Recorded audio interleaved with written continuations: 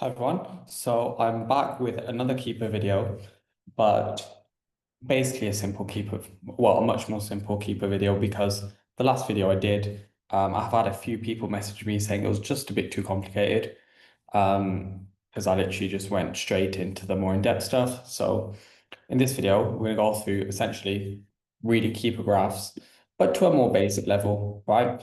So hopefully those of you that found that video a bit too complicated, you can watch this video first and then go and rewatch that one and it'll probably make a lot more sense. Okay? So let me get my screen shared. Here we go. So as you can see, we have our Keepa graphs up here. And all I'm going to do in this video is walk through these graphs, what they mean, so you can get a bit more of an understanding. And we'll go through some of these tabs here. So you can, again, just get a feel for what Keepa is instead of what I did last time, which was literally jump straight to the deep end. So let's get going. So this pink line here is essentially your buy box line. Okay. While it is all labeled here, it will probably make a lot more sense when I'm talking through. So this pink line here is who has the buy box. So as you can, like I'm doing here, scroll move your cursor above the, over the pink line and across this graph, it shows you who's in the buy box. Okay. Whether that be an FBA seller, an FBM seller, and it also shows you their price point. So as you can see, as I scroll through, there we go. As you scroll through here, like so, you are seeing the buy box fluctuate in terms of offer count and price point. Something else you can do is, let's say if we find an FBA offer, we can actually click in to the offer and see what their stock level was at that time. We can also see how their stock levels are fluctuating and how their price points have changed. Okay, so it's very, very simple. So you can literally go along any time. See, that's the thing. When I click into FBM, it's very hard to evaluate FBM's offer count, sorry, stock levels because it's FBM, they can manually change it. So that's not to say that their stock is selling on Amazon. With the FBA sellers here, that obviously means that this stock is being sold via a fulfillment center, right? So does that make sense? So that's all selling on the listing. So that's very simple. Pink line is essentially who's got the buy box, okay, what their price point is, what sort of offer is it. And we can click into each of these sellers and get a bit more of an understanding of essentially who's on the buy box. Then we come into this green line here. And now this green line here represents your sales rank. In this instance, we've got a sales rank of 22,000 in health and personal care, which we can see literally right down here. So this essentially shows us how our sales rank fluctuates in accordance to the price point that allows us to spot trends and better project how listings will perform, which will essentially enable us to make better purchasing decisions, which is vital when it comes to wholesale because we want to jump on listings, which suggest longevity. In order to do this, we need to understand how to read these lines, these data points in relation to each other, essentially. So it's very simple. This green line here represents the sales rank. And let's say if we spread out here, you start to see on a wider scale of things how, well, to be found this listing, how much the sales rank fluctuates. Now, let's go back to this. This yellow line is essentially the monthly sold, so how much was bought in the past month. So we can see here, for example, the monthly sold was 100 and it dropped to, well, when I say 100, it's 100 plus, and then it dropped to 50 plus. So now what that tells me is, let's say, for example, this listing was selling 110 times a month. Then in the last 30 days, for whatever reason, it dropped to, let's say, 90. That's what that tells me because it's gone from 100 plus to 50 plus. So it's fallen under that 100 plus barrier. And then here we can see it's gone back to 100 plus. So it's probably gone from 90 to, let's say, 110. So that's what translates to me as when I'm looking at that. So that's what that yellow line is. Now, another great thing with this yellow line is we can, again, cross-reference this yellow line in accordance to the sales rank. So something you can see here, what I'm pointing out is you can see this yellow line goes from 100 monthly sold to 50. Okay. Now, it should be very clear for you to see here as to why that is. The sales rank was low here, therefore, that means the stock is selling more. Okay. And the yellow line literally proves it. It was selling 100 times a month at least. Then we see the sales rank spike and increase, which means what? the listing is selling less, and this yellow line literally proves it. So just these little trends we can spot.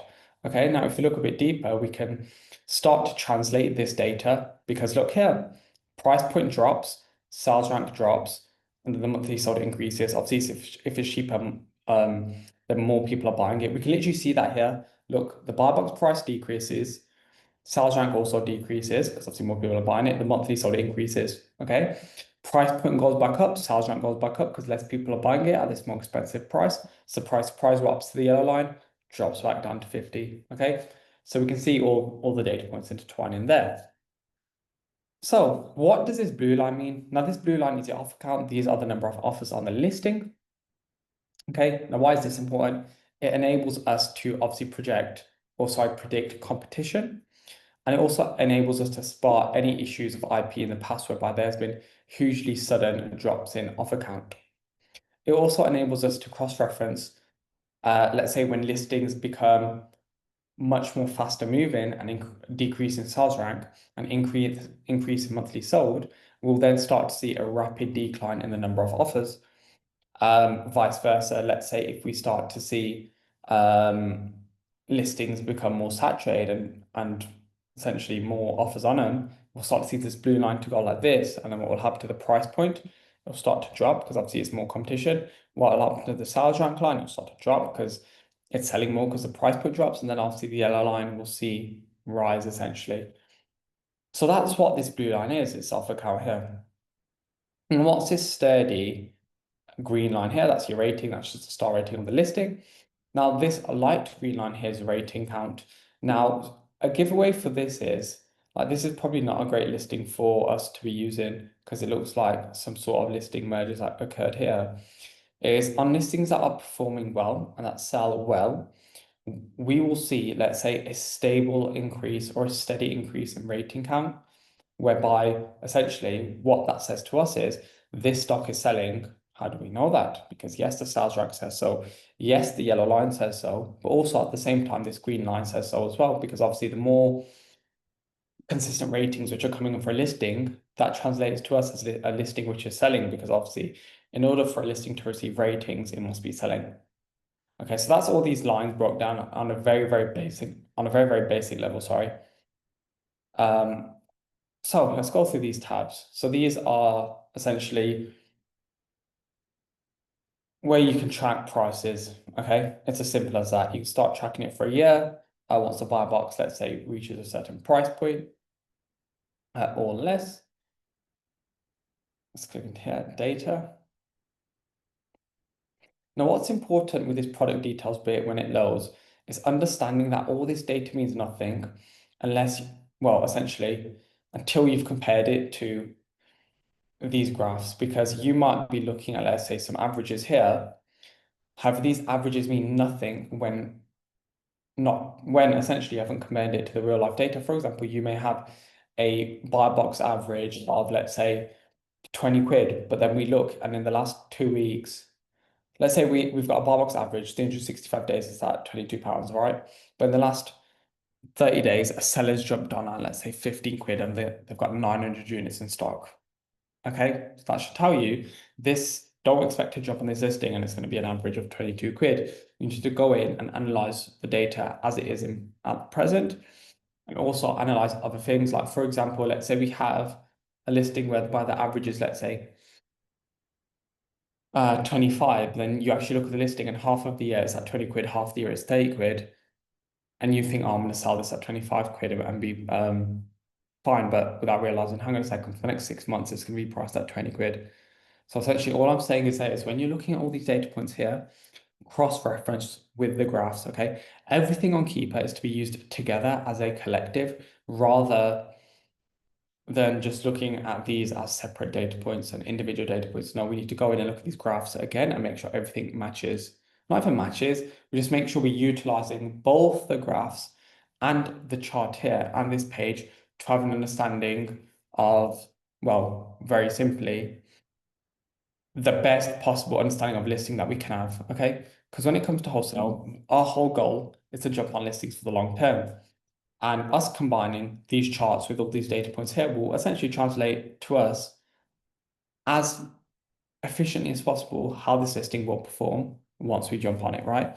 Or essentially, this basically gives us as much data as we can possibly get before we actually go in and jump on these listings. But we're not done there. Again, we can look at our offer count.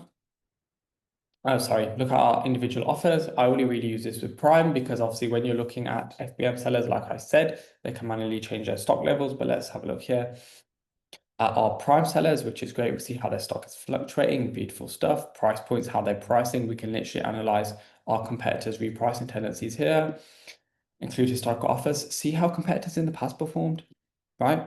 Because we can literally go into the past and then see, hang on a second, when this listing was priced at this price point and this seller was on it with this many competitors, with these guys repricing like this is how much stock they were selling. This is how much their listings were moving. This is how these guys repriced. This is how this seller performed, or this is how this seller behaved when this seller was on this listing repricing this way. So we can literally utilize and leverage all this historical data to our advantage. Okay. Which is why I say to people, when you are jumping on listings, doing wholesale, we do all this stuff first. We front end the work. So when we jump on these listings, we have as much data as we can possibly accumulate to suggest that these listings will be listings for us for the long term. Okay, very, very simple. Buy box statistics. Again, data points like this are great. Okay, because then we can see, okay, this FBA seller had an average price point of this, and this was their buy box win percentage in the last 30 days. However, again, this means nothing unless we go in and cross-reference it with this and actually get an understanding of the real data and how it's performing. Okay, so the whole point of using Keepa is not just to look at this, not just to look at this, or just to look at this, or just to look at this. No, it's to use all of these data points as a collective to paint a picture of the listing for you, so you know, or you have an idea on how this listing will perform should and if you were to jump on it. Now, this will save you so much money because we are essentially preemptively, essentially getting an idea of how these listings will perform. Okay. And it's these data points we can use and we can leverage when it comes to making purchasing decisions. Again, we can utilize the variation side of things, look at the reviews history, and also see how the review count's increasing as well. So again, what's that going to do for us? Again, as the review count increases, what does that mean? Stock is selling. We can also see the new offer count has fluctuating as well. Okay, so all these data points here we can use as a collective to help paint a picture for us how a listing is performing. Okay, so I hope this video was a bit more simple and less complex than the last one. Like I said, in this one, we're just touching on the different data points, having an understanding of where everything is, and essentially helping you look at Keepa in a more low level way. Because in the other video, I had a few messages where people like, this is like, it's not very beginner friendly. So hopefully this gives everyone an idea or a more simple idea of what Keepa actually is as a platform rather than me just going in straight to the deep end and showing you how to analyze analyze trends and whatnot. But yeah, hopefully this was a bit more simple. Hope you enjoyed the video. Any other videos you want to see, let me know down below. If you're not subscribed, subscribe because in the analytics it said like quite a bit of you aren't subscribed. Like I said, a lot more videos coming, which will be useful for you. Any suggestions, drop it down below. If you want any help from me directly with your Amazon wholesale business and you want to, well, essentially find out more information about my program, I'll put the link down below in the description. But yeah, if you like the video, and I'll catch you all in the next one.